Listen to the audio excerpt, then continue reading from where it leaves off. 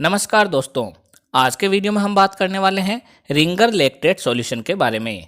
आज हम जानेंगे कि इसका क्या कंपोजिशन है, इसका उपयोग कौन कौन सी परिस्थितियों में किया जाता है तथा साथ ही इसके कॉन्ट्रा इंडिकेशन के बारे में भी जानेंगे कि कौन से मरीजों को इसका बिल्कुल प्रयोग नहीं करना चाहिए। तो ये सभी बातें जानने के लिए वीडियो को पूरा देखें जिससे आपके सारे कंसेप्ट क्लियर हो सके। अगर आप चैनल पर पहली बार आए हैं तो चैनल को सब्सक्राइब कर बेल आइकन अवश्य दबाएं जिससे नई नई जानकारी आपको हमेशा मिलती रहे। तो चलिए यहाँ से आज कुछ नया सीखते हैं।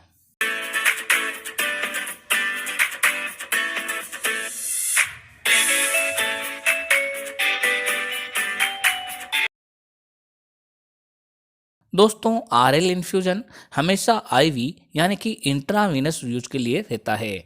इसका पूरा नाम रिंगर लैक्टेट सॉल्यूशन है।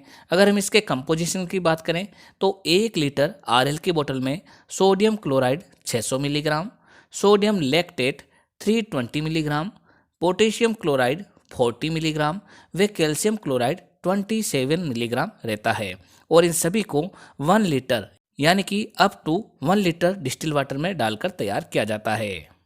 रिंगर लैक्टेट इन्फ्यूजन 500 ml व 1000 ml की प्लास्टिक बोतल में आता है तथा ये सिंगल डोज प्रिपरेशन है। इसे एक बार में ही पूरा उपयोग में लेना रहता है। सोडियम लैक्टेट की प्रेजेंस के कारण ही इसे रिंगर लैक्टेट सॉल्यूशन कहा जाता है। दोस्तों, रिंगर लैक्टेट सॉल्यूशन को मोस्ट फिजियोलॉजिकल फ्लूइड भी कहा जाता है क्योंकि इसमें सोडियम, पोटेशियम व कैल्शियम इन तीनों आयंस का कंसंट्रेशन हमारी बॉडी में प्लाज्मा के अंदर कंसंट्रेशन के बराबर रहता है।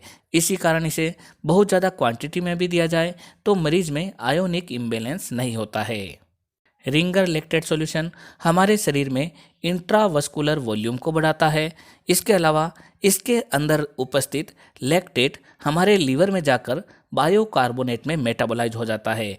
यानी जब पेशेंट मेटाबॉलिक एसिडोसिस में होता है तो हम उसको रिंगर लैक्टेट सॉल्यूशन दे सकते हैं ताकि लैक्टेट बाइकार्बोनेट में कन्वर्ट होकर उसको इम्प्रूव कर देता है।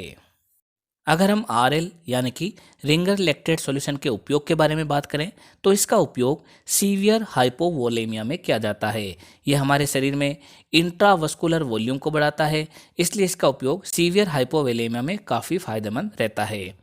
इसका अगला उपयोग है डायरिया इंड्यूस्ड डिहाइड्रेशन में, यानी कि अगर किसी मरीज को डायरिया हो रहा हो, उल्टी दस्त हो रहे हैं और उनमें मेटाबॉलिक एसिडोसिस भी हो गया हो तो ऐसी स्थिति में अगर हम उन्हें रिंगर लैक्टेट सॉल्यूशन देते हैं तो उसका डायरिया में होने वाला डिहाइड्रेशन तो ठीक होगा ही, साथ ही लैक्टेट होने के कारण उसका मेटाबॉलिक एसिडोसिस भी इम्प्रूव होगा। इसलिए इसे उल्टी दस्त में होने वाले डिहाइड्रेशन के लिए फ्लूइड ऑफ चॉइस माना जाता है। रिंगर लैक्टेट सॉल्यूशन का प्रयोग डायबिटिक कीटो एसिडोसिस में भी किया जाता है। जो भी डायबिटीज़ के मरीज हैं उनमें कीटोन बॉडीज बनेगी, एसिडोसिस रहेगा तो उनमें आरएल सॉल्यूशन एसिडोसिस को कम करने में मदद करता है तथा इसमें पाए जाने वाला पोटेशियम आयन मरीज को हाइपोकैलेमिया वाली कंडीशन से भी रिकवर करता है। इसका प्रयोग आईपीडी पेशेंट के अंदर सर्जरी के पहले व सर्जरी के बाद में दोनों समय में किया जाता है। दोस्तों, ये मोस्ट फिजियोलॉजिकल फ्लूइड है क्योंकि ये हमारी बॉडी में फिजियोलॉजिकल आयंस को मेंटेन करता है, ब्लड लॉस होने पर वॉल्यूम को भी वापस सेटअप करता है। इसलिए ड्यूरिंग सर्जरी और आफ्टर सर्जरी में डॉक्टर द्वारा इसे सबसे ज़्यादा प्रीफर किया जाता है। दोस्तों, इसके अलावा इसका उपयोग जलने पर यानी कि बर्न वाली कंडीशन में भी किया जाता है क्योंकि जलने पर व्यक्ति के अंदर डिहाइड्रेशन हो जाता है, फ्लूइड लॉस हो जाता है तो वापस रिंगर लैक्टेट सॉल्यूशन उसके लॉस की भरपाई करने में मदद करता है। अब हम बात करते हैं कि रिंगर लैक्टेट सॉल्यूशन के क्या क्या कॉन्ट्रा इंडिकेशन हैं। इसका प्रयोग लीवर डिजीज के मरीजों में कभी नहीं किया जाता है क्योंकि ऐसे मरीजों में लैक्टेट लीवर के द्वारा बाइकार्बोनेट में कन्वर्ट नहीं हो पाता है, जिससे मरीज के शरीर में लैक्टेट की मात्रा बढ़ती जाएगी तथा उन्हें लैक्टिक एसिडोसिस हो सकता है। इसलिए लीवर के मरीजों में आरएल फ्लूइड कभी नहीं दिया जाता है। इसका उपयोग सीवियर हाइपोक्सिया में भी नहीं किया जाता है क्योंकि उनमें भी ये लैक्टिक एसिडोसिस कर सकता है। इसका उपयोग सीवियर शॉक में भी नहीं किया जाता है। वोमिटिंग व कंटिन्यू नेजोगैस्ट्रिक एस्पिरेशन में इसका प्रयोग सामान्यतः नहीं किया जाता है क्योंकि इससे मेटाबॉलिक एल्कलोसिस और बढ़ सकता है। इसका प्रयोग ब्लड ट्रांसफ्यूजन वाली कंडीशन में भी नहीं किया जाता है, क्योंकि ये आरएल सॉल्यूशन कैल्शियम आयन के साथ में मिलके ब्लड को कोगुलेट कर सकता है, क्योंकि ब्लड की बोतल में सिट्रेट नामक जो एंटी कोगुलेंट रहता है जो कि कैल्शियम के साथ मिलकर बॉन्ड बना लेगा, जिससे ब्लड में एंटी कोगुलेंट की मात्रा खत्म हो जाएगी, वे ब्लड का क्लॉट बनने का चांसेस बढ़ जाएगा।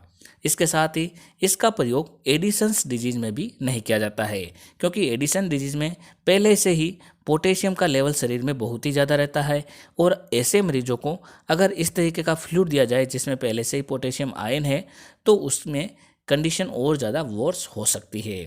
इसका प्रयोग कुछ मेडिसिन जैसे कि एम्फोटेरिसिन व डॉक्सीसाइक्लिन जैसी दवाओं के साथ में भी नहीं किया जाता है।